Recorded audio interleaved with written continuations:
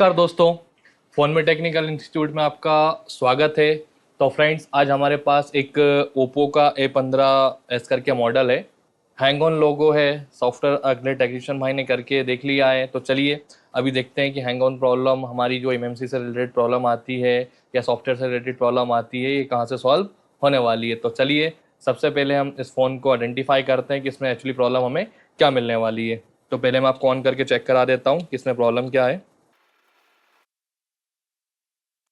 तो ये देख सकते हैं यहाँ पे मैंने सेट को ऑन किया है। अभी थोड़ा सा वेट करेंगे। तो ये हमारा फर्स्ट लोगो पे स्टक है। ये हमारा फर्स्ट लोगो पे स्टक है और ये फ़ोन ऑन नहीं हो रहा है।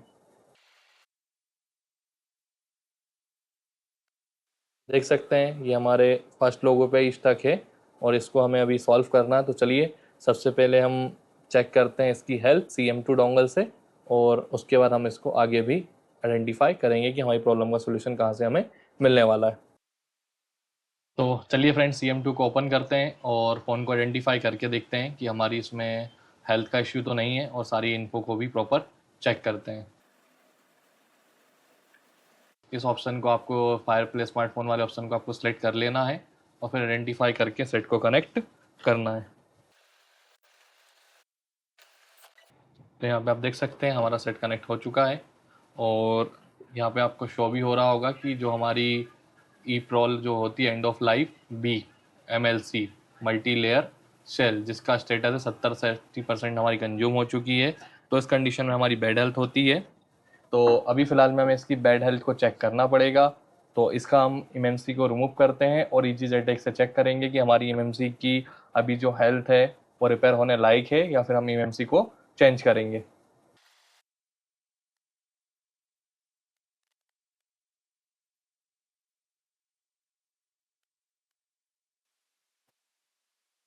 तो आप देख सकते हैं यहाँ पे अभी हमारी जो हेल्थ है दोबारा से शो हो चुकी है कि जो हमारी इसमें है बैड हेल्थ का इशू ही है, जिसके कारण ये फ़ोन हमारा हैंग ऑन लोगों पे अटका हुआ है।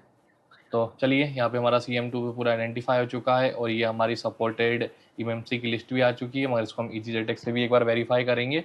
और सबसे पहले हम इस एमएमसी को रिमूव करते हैं और उसके बाद हम EGZX से वेरीफाई करते हैं। तो चलिए फ्रेंड्स, मदरबोर्ड मैंने फ्रेम से अलग कर लिया है। तो सबसे पहले इसकी हमें सील्ड ओपन करना पड़ेगी।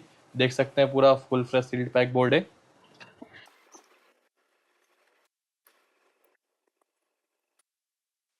देख सकते हैं SK हाइनिक्स की हमारी यहाँ पे एमएमसी इसमें लगी हुई है।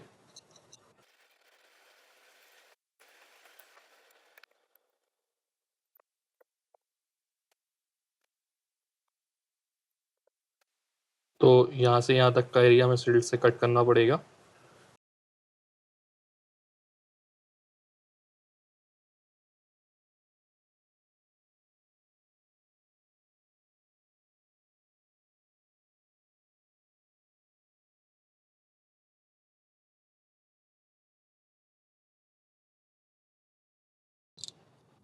देख सकते हैं यहाँ पे हमारा सील्ड जितना हमने कट किया था उतना ही प्रॉपरली ओपन हुआ है और यहाँ पे जो हमारा सोल्डर था उसको हम क्लीन कर देंगे।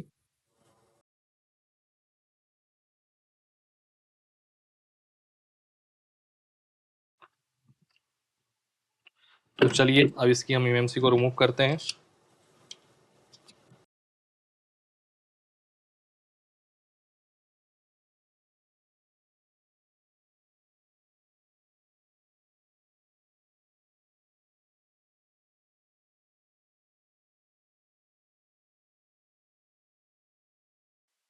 ये देख सकते हैं इजीली हमने इसका एमएमसी को रिमूव कर दिया है। अब इसको हम यहाँ पे इसके बोलों को मेल्ट करके क्लीन कर देंगे।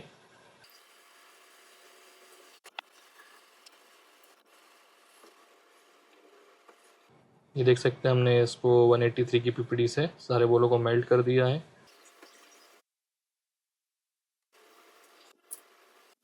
अब डिसोल्डर वायर से थोड़ा सा इसको हमें क्लीन करना है।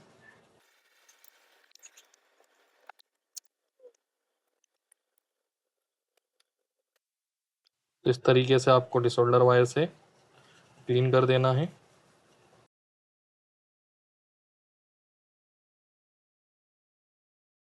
हीट की मदद से, ब्लेड की मदद से इसका ब्लैक पेस्टेड को क्लीन कर देंगे।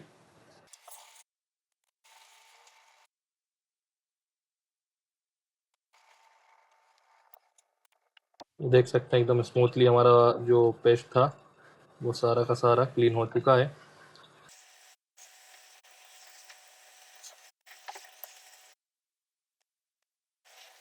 तो हमारा सारा का सारा यहाँ पे जो ब्लैक पेस्ट था वो एकदम प्रॉपरली क्लीन हो चुका है। अब इसे हम डिसॉल्व कर देंगे।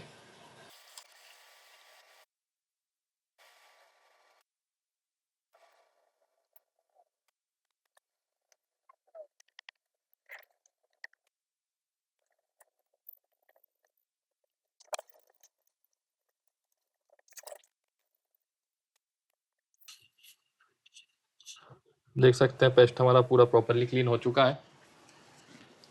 तो चलिए अब हम इसकी जो EMCP थी उसको क्लीन कर लेते हैं। तो फॉर्मूला हमारा वही रहेगा, पहले पेस्ट इंजेक्ट करना है और थोड़ा सा PPT लगाकर हमें यहाँ पे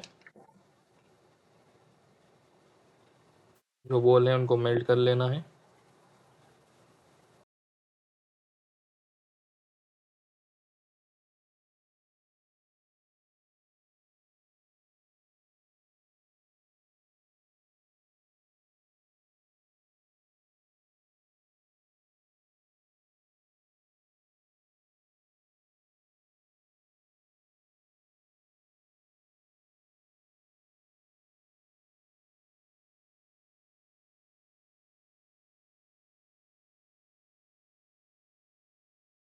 बॉलों पे कार्बन था वो भी रिमूव हो चुका है।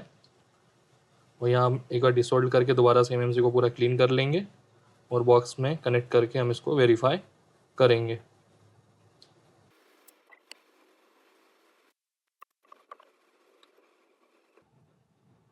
MMC हमारी प्रॉपरली क्लीन हो चुकी है। पेस्ट क्लीन करके बॉक्स में आइडेंटिफाई करेंगे। तो चलिए फ्रेंड्स इजी टेक को ओपन करते हैं और ये मेरी जो MMC थी उसको मैं डॉक्टर में लगा के बॉक्स से कनेक्ट कर देता हूँ।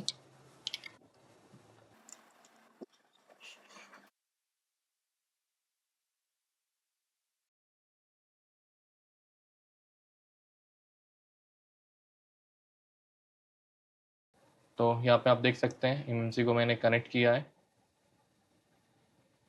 वेट करते हैं थोड़ा सा, कनेक्टिविटी में कुछ एरर आता है क्या। तो देख सकते हैं अगर आपको इस टाइप का एरर आएगा तो आपको यहाँ वोल्टेज को चेंज करके कनेक्ट करना है। थोड़ा सा वेट करेंगे और ये देख सकते हैं MMC हमारी कनेक्ट हो चुकी है। और यहाँ पे जो हमारी सबसे पहले जो एरर आया है वो हमारा बैड हेल्थ का ही आया है। वेट करते हैं। हमारी जो MLC थी 70-80% है और चाहे तो इसकी हम हेल्थ भी प्रिपेयर कर सकते हैं, मगर इसे हम चेंज कर देंगे। तो चेंज करने के लिए सबसे पहले हम इसका कुछ बैकअप रीड कर लेते हैं, जैसे कि कुछ सिक्योरिटी फाइल्स वगैरह 512 या 1 GB तक रीड कर सकते हैं। तो सबसे पहले हम ROM 2 और ROM 3 को रीड करते हैं। अब रीड करने के लिए हमें एक फ़ोल्डर में इसका बैकअप रखना होगा। न्यू फोल्डर क्रिएट करके ओप्पो A15 के नाम से हमने फ़ोल्डर क्रिएट कर लेना है, जिस भी मॉडल की आप चेंज करना चाहें उसके अकॉर्डिंग, और यहाँ पे ओके कर देंगे। तो देख सकते हैं आप यहाँ पे हमारी जो थी बैकअप वो क्रिएट हो सकती है। अब चाहें तो हम इसको पूरा एक्सक्लूड डंप भी बना सकते हैं, मगर हम इसको बाद में USB से फ्लैश कर देंगे।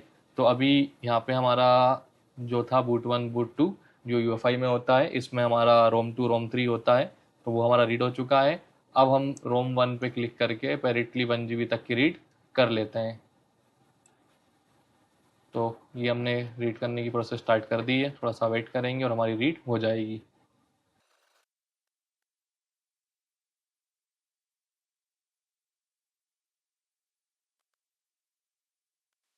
तो देख सकते हैं यहाँ पे हमारी HTCHT फाइल और प्लस साथ में बूट टू आपका ROM 2 ROM 3 और ROM 1 boot 1 boot 2 और यूज़र एरिया रीड हो चुका है। अब हम इसमें देखते हैं कि हमारी कंफर्टेबल MMC कौन सी हमें यूज़ करना है। तो पार्ट इसमें सबसे पहले हम कंफर्टेबल MMC को फाइंड करने के लिए दो ऑप्शन होते हैं। या तो हम इस मॉडल की फ्लैश फाइल को डाउनलोड करके उसका प्रीलोडर फाइल को सिलेक्ट कराएंगे, या फिर इसका आप boot 2 को सिलेक्ट करा देंगे तो भी आपको पता चल जाएगा। तो चलिए हम चेक कर लेते हैं। तो हमें टूल्स वाले ऑप्शन में जाना है और प्रीलोडर पर्सर वाले ऑप्शन पे क्लिक कर कर जहाँ हमने डंप फाइल को रखा हुआ है उस फोल्डर में जाके फाइल को सिलेक्ट कराएंगे। तो यहाँ पे आप देख सकते हैं हमारा बूट टू रोम 3 में, तो इसको हम सेलेक्ट कराएंगे। तो देख सकते हैं जैसे ही मैंने यहाँ पे रोम 3 को सिलेक्ट कराया बूट टू, तो यहाँ पे आपकी पूरी की पूरी एक लिस्ट हो गई है जो ये कंफर्टेबल एमएमसी की है। तो इन्हीं में से हमें एक एमएमसी को मैच करके लगाना होगा। तो चलिए, यहाँ पे मेरे पास दो एमएमसी हैं इसमें, तो हम यहाँ पे देख लेते हैं।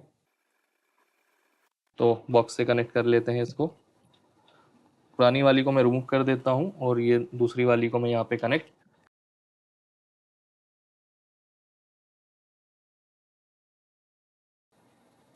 तो देखते हैं इस लिस्ट में हमारा जो नाम है वो मैच होना चाहिए। तो देख सकते हैं यहाँ पे भी आप दिख रहा है होगा, आपको यहाँ पे भी नाम शो हो जाएगा SC8 तो यहाँ पे हम देख लेंगे HC8AP, तो ये हमारी एमएमसी इसमें वर्क कर जाएगी। तो चलिए इसी एमएमसी को हम पूरा इरेज करके दोबारा से इसमें प्रोग्राम करके लगाते हैं। तो सबसे पहले आपको चारों पार्टीशन को इरेज कर देना है। ये हमारी रेस कंप्लीट हो गई और अभी सैमसंग के लिए होता है यूनिवर्सल फैक्ट्री सेट्स आपको करना होगा। तो यहाँ पे आप देख सकते हैं ये हमारी फैक्ट्री सेट कंप्लीट हो चुकी है और हेल्थ हमारी ओके है। और अगर आप देखना चाहें तो यहाँ पे जब हमने एमएमसी को कनेक्ट करा था, ये हमारी पार्टीशन टेबल अगर 00x0x0 होती है तो यहाँ पे आपकी इस एमएमसी की हेल्थ रिपेयर नहीं हुई है। अगर ये 01 हो जाती है तो यहाँ पे इसकी एमएमसी की हेल्थ रिपेयर हो चुकी है। तो अभी हमारी एमएमसी बिल्कुल परफेक्ट है, ओके है।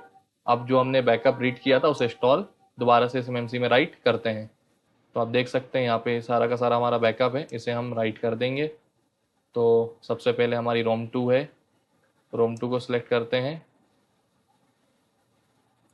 रोम 3, रोम 3 को सिलेक्ट करते हैं। उसके बाद हम रोम 1 को सिलेक्ट कर देंगे। तो यहाँ पे हमारी तीनों की तीनों पार्टीशन को हमने सेलेक्ट कर दिया है और डायरेक्ट अब राइट कर देंगे। तो यहाँ पे हमारा जो राइटिंग में एरर आ रहा है, तो क्लोज सेशन करेंगे, दोबारा से 2.8 वोल्टेज सेट करके कनेक्ट करके चेक करते हैं। तो नहीं हो रहा है, क्लोज करेंगे, वोल्टेज को 1.8 ही रखना होगा हमें। और इसकी बॉक्स की जो स्पीड है उसको हम स्लो करते हैं। 4 बिट पे हम इसको कनेक्ट करके राइट करते हैं। जो हमारी रोम 1 थी हमें वही राइट करना है ओनली। ऑटोमेटिकली सारी सिलेक्ट हो गई, हम दोबारा से फिर से राइट कर देंगे और देखते हैं इस बार राइट होती है या फिर कुछ एरर आता है। तो राइट होना स्टार्ट हो चुकी है।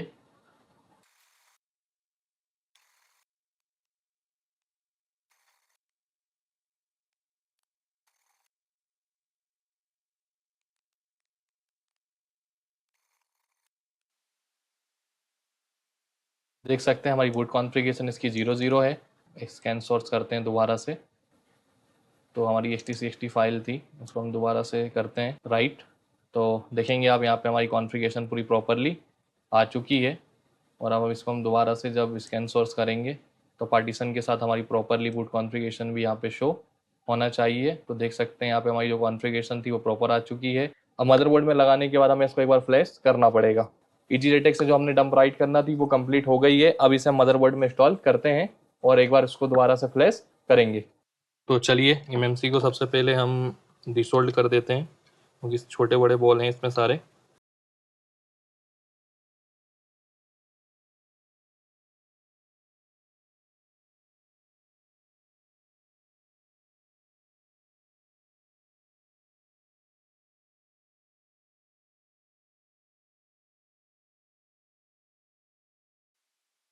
तो अब हम एमएमसी को रिवॉल्व कर लेते हैं।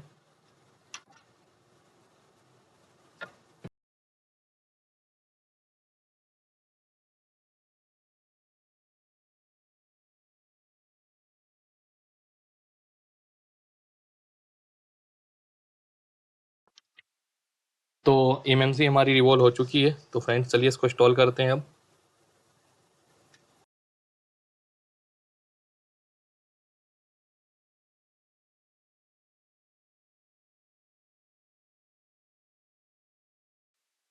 एमएमसी हमारी इंस्टॉल हो चुकी है, थोड़ा सा वेट करेंगे मदरबोर्ड को ठंडा होने का। और फिर इसको हम एक बार दोबारा से फ्लैश करेंगे।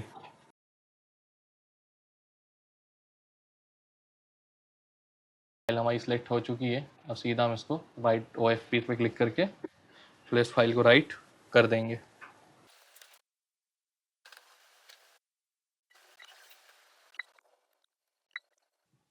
तो अभी हमने जैसे ही राइट करा हमारा एरर आ चुका है, तो फिर अपग्रेड वाले ऑप्शन से हम दोबारा से इसको राइट करते हैं।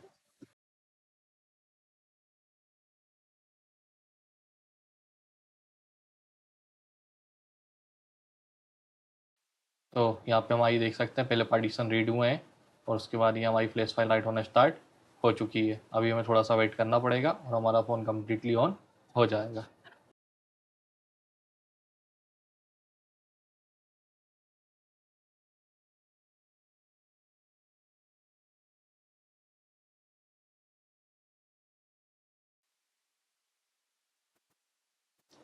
तो देख सकते हैं यहाँ पे हमारी फ्लैशिंग कंप्लीट हो चुकी है और चलिए फ़ोन को ऑन करके चेक करेंगे।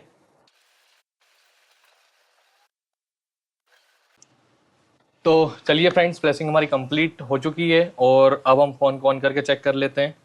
तो फ़ोन को डिस्कनेक्ट करते हैं, बैटरी को कनेक्ट ऑलरेडी किया हुआ है।